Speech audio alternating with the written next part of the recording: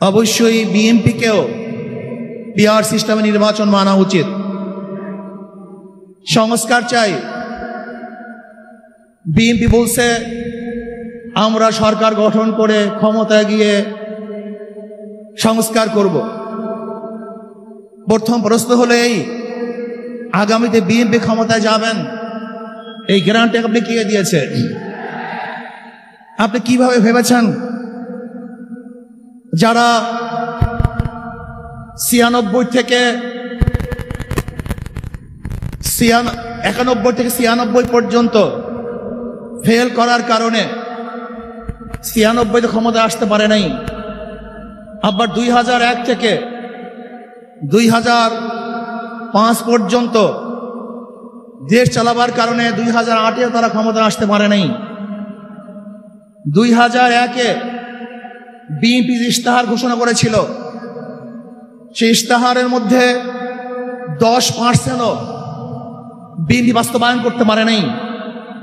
এমনকি 2001-এ বিএনপির ইশতেহারের 1 নম্বর শর্ত তারা পালন করতে পারে নাই। আমি বিশ্বাস করি আগামীতে ক্ষমতায় কে যাবে না না যাবে আমি জানি না, কিন্তু বাংলাদেশের জনগণ কোন দুর্নীতিবাজ, চাঁদাবাজ, দখলবাজ, খুনিদেরকে আর ক্ষমতায় নিবে না। বাংলাদেশের জনগণ রক্ত দিয়েছে, জীবন দিয়েছে বাংলাদেশে চাঁদাবাজি করার জন্য নয়, খুন করার জন্য নয়, দেশকে দখল করার জন্য নয়, দুর্নীতি করার জন্য মানুষ রক্ত দেয়, জীবন দেয় নাই। বাংলাদেশের মানুষ জীবন দিয়েছিল, মানুষ মুক্তি পাবে, শান্তি পাবে।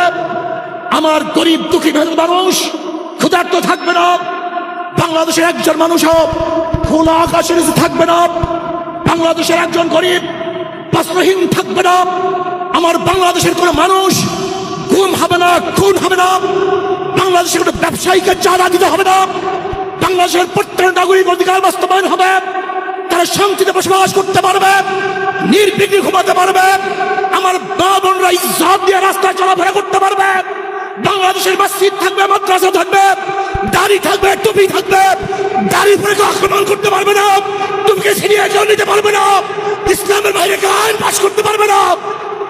এর জন্য জীবন দিয়েছিল, রক্ত দিয়েছিল। দ্বিতীয়বার দাড়ি টানবে এই দৃশ্য দেখার জন্য মানুষ রক্ত দেয় নাই। মৌলবাদীর বিরুদ্ধে আলোক আঙ্গুল তুলবে, মোল্লা বলে গালি দিবে, আজকে টুপি দাড়িওয়ালাদের ক্ষমতায় যেতে দেবে না, এই স্লোগান শোনার জন্য মানুষ রক্ত দেয় নাই। এই দৃশ্য দেখার জন্য বুকের তাজা রক্ত জমিনে ঢেলে দিয়ে মানুষ শাহাদাত বরণ করে নাই, বরং বাংলাদেশের মানুষ শাহাদাত বরণ করেছিল এই জাতিকে মুক্তি দেওয়ার জন্য, কোরআন ও সুন্নাহর আইন বাস্তবায়ন করার জন্য। বাংলাদেশের মানুষ ওই ভারতের গোলামি করার জন্য রক্ত দেয় নাই। বাংলাদেশের মানুষ ভারত আমাদের দেশে কর্তৃত্ব নেতৃত্ব করবে, আমেরিকা আমাদের দেশে কর্তৃত্ব নেতৃত্ব করবে, এর জন্য বাংলাদেশের মানুষ জীবন দেয় না, রক্ত দেয় নাই। বাংলাদেশের মানুষ সাধন, তারা নিজেরা আইন প্রণয়ন করবে, নিজেরা সংসদ পরিচালিত করবে, তারা নিজেদের পায়ে দাঁড়াবে। বাংলাদেশের মানুষ জীবন দিতে পারে কিন্তু কার গোলামি করতে পারে না। প্রিয় ভাইয়েরা আমার, আমি বিশ্বাস করি আজকে মঞ্চে যারা আছেন, যদি আমরা মুনাফিকি না করি, মঞ্চে যারা আছে যদি মুনাফিকি না করি, মুখের এবং কাজের কথা যদি একসাথে থাকেন, মুখের সাথে কাজের যদি মিল থাকে, আমি এই লক্ষ জনতার সামনে কসম করে বলতে পারি আগামীতে ক্ষমতায় যাবে ইসলাম, ক্ষমতায় যাবে ইসলাম, কোনো সন্দেহ নাই।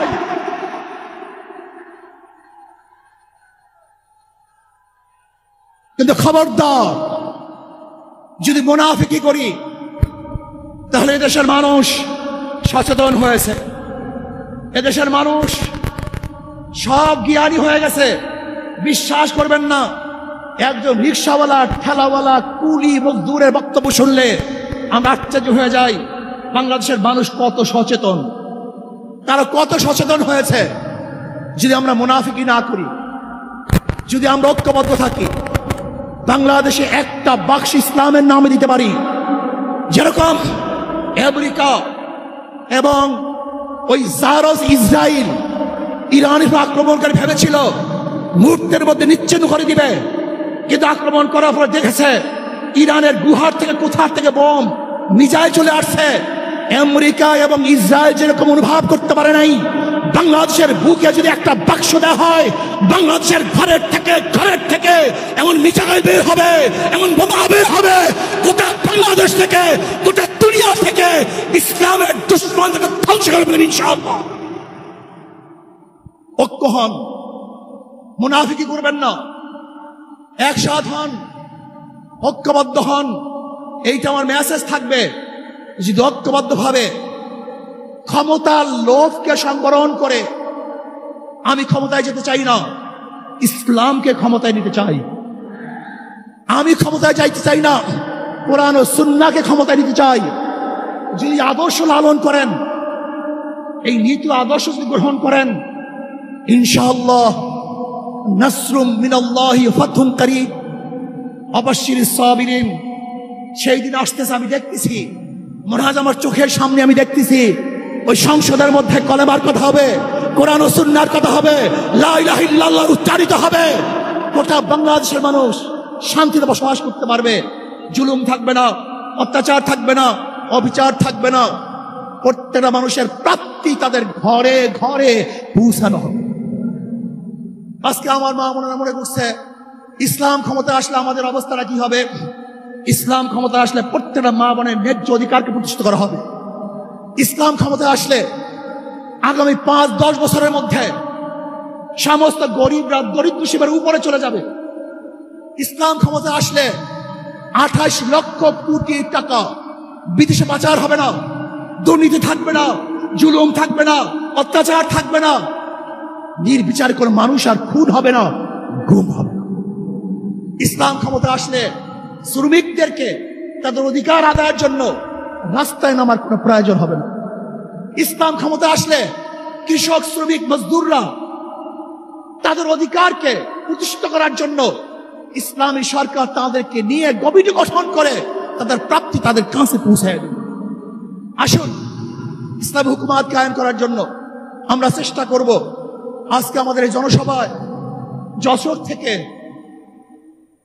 আমার কিছু ভাই আসার সময় তার অ্যাক্সিডেন্ট হয়ে শাহাদাত বরণ করেছে। আল্লাহ তাদেরকে জান্নাতুল ফেরদাউস দান করুন। আমার অনেক ভাইয়ের আহত অবস্থায় আছে, আল্লাহ পাক তাদেরকে সুস্থ করে দেন। আসুন আজকে জনসমুদ্রে আমরা আসছি, আমাদের টাকা নাই, পয়সা নাই, নিজের পয়সা দিয়ে এসছি, নিজের খানা খেয়েছি। এই জাতিকে, এই দলকে, এই কাফেলাকে গোটা দুনিয়ার কোনো প্রশক্তি পরাজয় করতে পারবে না, থামিয়ে রাখতে পারবে না। অবশ্যই ইনশাআল্লাহ আমরা বিজয় হব। আল্লাহ আমাকে এবং সবাইকে ইসলাম হুকুমাত কায়েম করার তৌফিক দান। নাহমাদু ওয়া নুসাল্লি আলা রাসূলিল কারীম, আম্মা বাদ। ফাআউযু বিল্লাহি মিনাশ শাইতানির রাজীম। বিসমিল্লাহির রহমানির রহিম। ইনিল হুকমু ইল্লা লিল্লাহ। সাদাকাল্লাহুল আলিয়্যুল আযীম। সবাই পড়ি সাল্লাল্লাহু আলাইহি ওয়াসাল্লাম। ইসলামী আন্দোলন বাংলাদেশ কর্তৃক আয়োজিত আজকে মহাসমুদ্রের সম্মানিত সভাপতি আমাদের শেরে তাজ হযরত পীর সাহেব হুজুর চরমনাই দামাত বারকাতুহুল আলিয়া, মঞ্চে উপবিষ্ট জাতির শ্রেষ্ঠ সন্তান শ্রদ্ধাভাজন ওলামায়ে কেরাম,